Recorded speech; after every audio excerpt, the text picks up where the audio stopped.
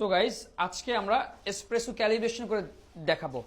যখন যদি আপনার হাতে যদি কফি মেশিন দায়িত্বে থাকে, যেমন সকালবেলা আপনি কফি শপ ওপেন করলেন, প্রতিদিন সকালে এসে আপনার এসপ্রেসো ঠিকঠাক মতো পড়ছে কিনা এটা মেজারমেন্ট করে নিতে হয় এবং এসপ্রেসোটাকে সেট করতে হয়। সেই সেট করাকে বলা হয় espresso calibration. Espresso coffee machine বলে। আর একটা ওয়েট স্কেল নিয়ে আসো ভিতর থেকে। ওয়েট স্কেল, এটার নাম কি? সিঙ্গেল পটা ফিল্টার অথবা গ্রুপ হ্যান্ডেল। এটার নাম কি? অথবা গ্রুপ হ্যান্ডেল। সম্পূর্ণ জিনিসটার নাম হচ্ছে এসপ্রেসো কফি মেশিন। যদি কেউ জিজ্ঞেস করে তুমি কোন কফি মেশিনে কাজ শিখেছো, কি বলবেন? আর যদি বলে কোন মডেল, ম্যাজিস্টার। এটা কিন্তু আক্স করতেই পারে, ধরা খেয়ে যাবেন কিন্তু। ম্যাজিস্টার কফি মেশিনে। আর এটা হচ্ছে ডাবল গ্রুপ হেডের মেশিন। কত হেড? হেড কোনটাকে বলে বলেন তো? হেড, এইটা একটা হেড, এইটা একটা হেড, এটাকে বলে ডাবল গ্রুপ হেড। একটা মেশিন রেডি কিভাবে বুঝবেন? মেশিনটা কি রেডি আছে কিনা কিভাবে বুঝবেন? এই যে দেখেন এখানে একটা এই যে পাওয়ার গজের একটা কাটা আছে, যেটা একের কাছাকাছি, রাইট? এক সুইচি করছে, তখনই বুঝে নিতে হবে যে মেশিনটা রেডি। তখন আপনি মেশিনে কাজ করতে পারবেন, আদারওয়াইজ কাজ করতে পারবেন না। আমরা এখন ডাবল এসপ্রেসো সেট করে দেখাবো। যে ব্যক্তি ডাবল এসপ্রেসো সেট করতে পারবে সে সিঙ্গেল এসপ্রেসো সেট করতে পারবে। একই কিন্তু নিয়ম। সর্বপ্রথম পটা ফিল্টার আপনাকে এইভাবে ক্লিন এবং ড্রাই করে নিতে হবে। ড্রাই কেন করতে হবে? কফির গুঁড়োটা যেন লেগে না থাকে। প্রতিদিন ক্যালিব্রেশন করার জন্য আপনাকে একটা ওয়েট স্কেল অবশ্যই লাগবে। ওয়েট স্কেল ছাড়া করা যাবে না। প্রথমে অন করলাম। পটা ফিল্টারের ওয়েটটাকে আগে ট্রেয়ার করে জিরো করে নিব। এটা 600 গ্রাম। বাবা, এখন জিরো করলাম। এখন আমি দেখবো আমাদের গ্রাইন্ডার কত গ্রামে সেট করা আছে। আমি এটা লাগাবো। সিঙ্গেল হলে এটা দিতাম, ডাবল হলে এটা দিব। আমি দেখবো কত গ্রাম অটোমেটিক্যালি সেট করা, আগে থেকে এটা সেট করা। আমরা সচরাচর সবাই জানি কি ভাই বলেন তো, ডাবলের জন্য আমাদের কত গ্রাম লাগে? 18 গ্রাম, 14 থেকে 18 গ্রাম। তবে বিভিন্ন দেশে আপনার এটা, তার মানে আমাদের এখানে 18 গ্রাম সেট করা আছে, দেখছেন? আমি এক্সাক্ট 18 গ্রাম করলাম।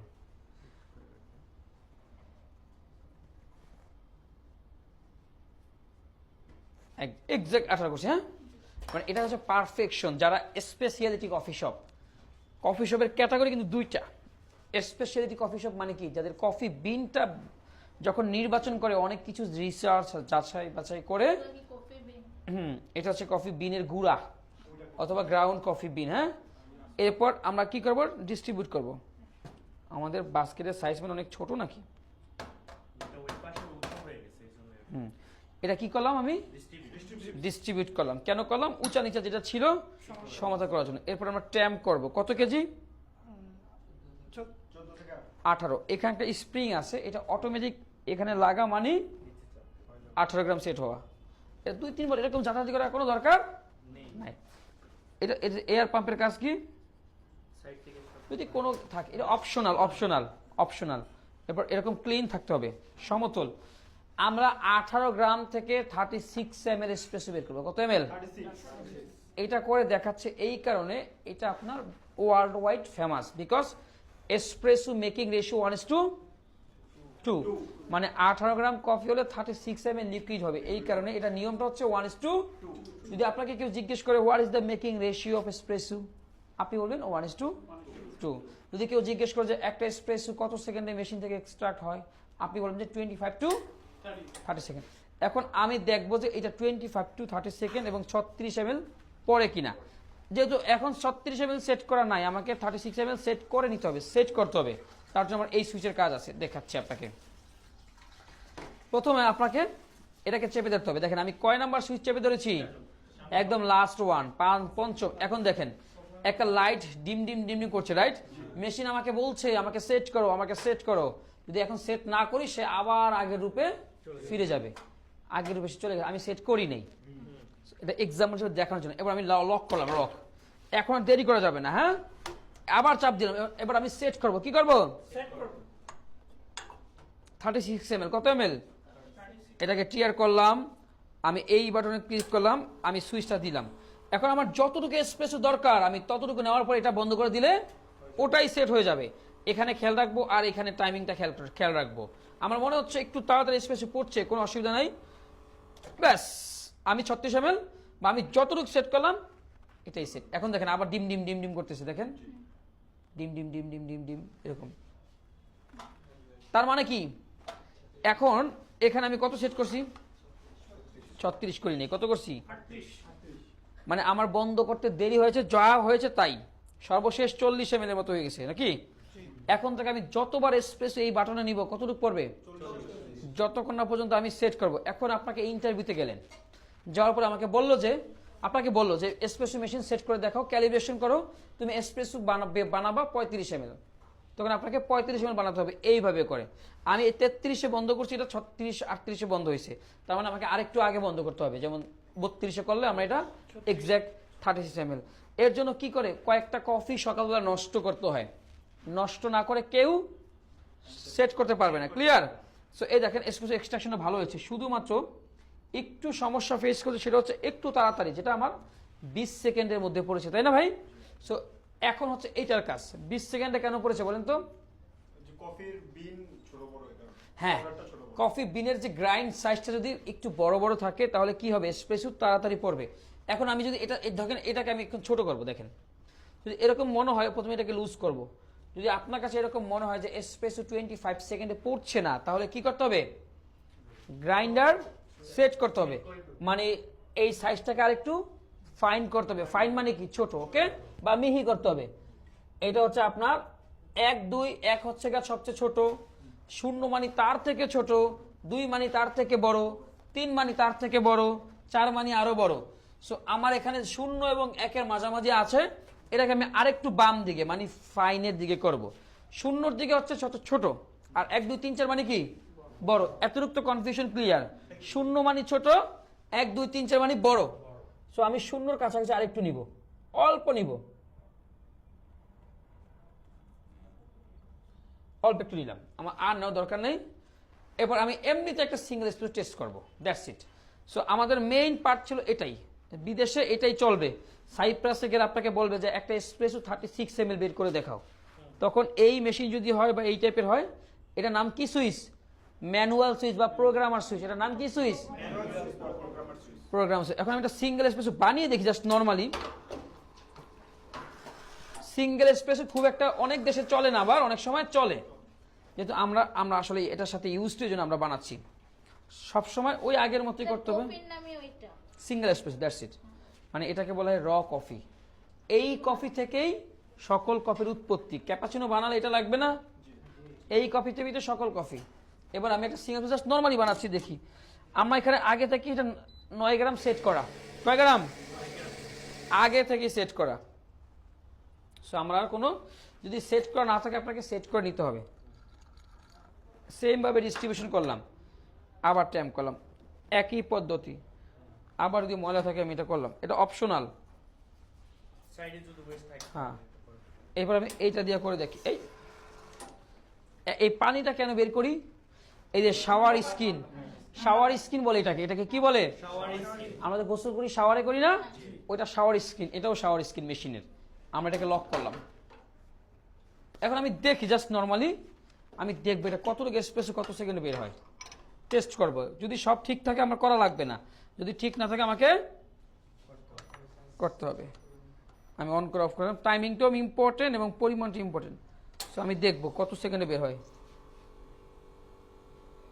4 5 6 7। এখন কিন্তু মেশিন সেট করা না, আমি করি না এটা, আমি জাস্ট আগের রূপটাকেই দেখছি যে কত সেকেন্ডে। সো এখানে আমাদের এসপ্রেসো বের হয়েছে আপনার অ্যারাউন্ড 20 ml, বা দেখি কত, সরি এখানে একটু বসে। হ্যাঁ, যারা এসপ্রেসো চায় তারা এটাই খাবে। 19.6 মানে অ্যারাউন্ড 20 গ্রাম, কিন্তু পড়েছে কত সেকেন্ডে, 14 সেকেন্ড কি অ্যাকচুয়াল জিনিস, অ্যাকচুয়াল কত, হ্যাঁ সেট, এই যে যেটা দেখালাম ওভাবে। এখন এখানে 14 সেকেন্ডে পড়ছে, তার মানে এখন কি করতে হবে, আরো গ্রাইন্ডারকে ফাইন করতে হবে। যত বেশি ফাইন করবেন কফিটা আস্তে আস্তে পড়বে। যত বেশি ক্রস করবেন বা কততে মানে শূন্যর কাছাকাছি একের কাছাকাছি রাখতে হবে। শূন্য এবং একের মাঝামাঝি বা কাছাকাছি অবস্থায় রাখবে। আপু আপনাকে আমার সালাম, ওইটা করতে হবে আর কি। এটা এক এক গ্রাইন্ডারে এক একভাবে সেট করতে হবে, বাট জিনিসটা খুবই সহজ। কিছুটা এরকম রেগুলেটরের মতো ঘুরালে ছোট বড় হয়, আর আমাদের গলাটাকে ঘুরাতে হয়। দ্যাটস ইট, কোনো সমস্যা নাই। জাস্ট সেট করলে এগুলো হয়ে যায়। হ্যাঁ, অনেক সহজ। এটা সেট করলে এটা হয়ে যায়। হ্যাঁ হ্যাঁ, বাট জিনিসটা অনেক সহজ। যদি আমরা না শেখাই তাহলে আপনার কাছে পাহাড় সমান বোঝা মনে হবে, তাই না? এখন আমরা একটা লাটে বানাবো। কি বানাবো? ওকে, একটু দুধ দাও। এই যে এসপ্রেসোর সাথে যদি 200 থেকে 250 ml দুধ দেই, আর ফোমের পার্সেন্টেজ যদি হয় আপনার, ফোমের পার্সেন্টেজ কত হবে? 15 থেকে 20% যদি হয় তাকে বলে লাটে। আর ক্যাপাচিনোতে যদি 30 থেকে 40% হয় তাকে বলে কি? ক্যাপাচিনো। আর যদি 5 থেকে 10% হয় ফোমের লেয়ার তাকে বলে ফ্ল্যাট হোয়াইট। কিভাবে বুঝবেন? এরকম ট্রান্সপারেন্ট কাপে বানিয়ে বুঝতে হবে, আপনি নিজেই বুঝবেন। আমি এই যে একবার করে দেখাচ্ছি লাটে। যে ব্যক্তি লাটে করবে, এটার নাম কি লাটে? হ্যাঁ আমি এখন লাটে বানাচ্ছি, ক্যাফে লাটে বা কফি লাটে। সব লাটে মানে দুধ। লাটের বাংলা শব্দ কি? ইতালি যাবে কে? হ্যাঁ, লাটে মানে হচ্ছে, লাটে একটা ইতালিয়ান শব্দ যার মানে হচ্ছে দুধ।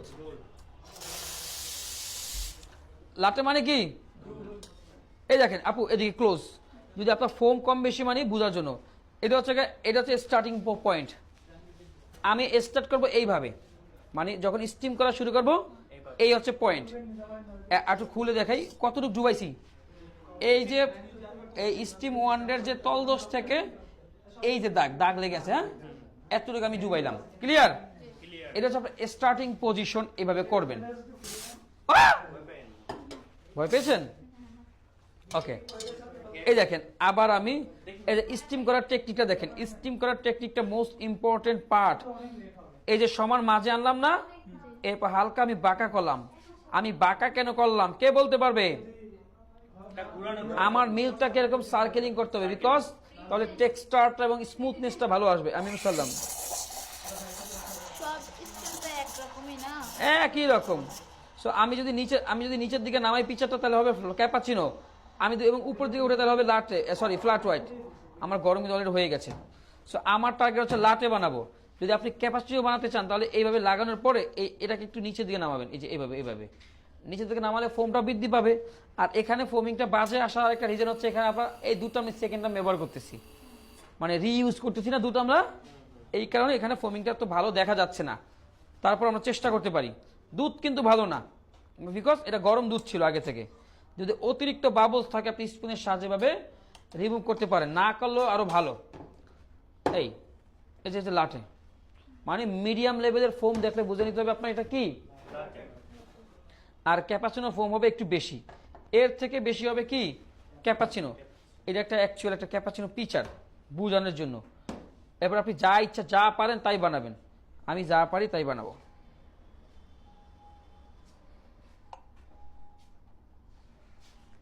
সো আমি একটা সোয়ান বানাই নাকি,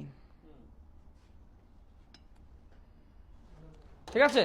সো আমি একটা ছোট করে একটা কি বানাই, এটার নাম কি আপু? সোয়ান মানে কি? সো এটা একটা অ্যাকচুয়াল লাটে। ক্লিয়ার? দেখেন আমি এমন ভাবে ডিভাইড করেছি, আমার পিচারও খালি আমার কাপও ভরা।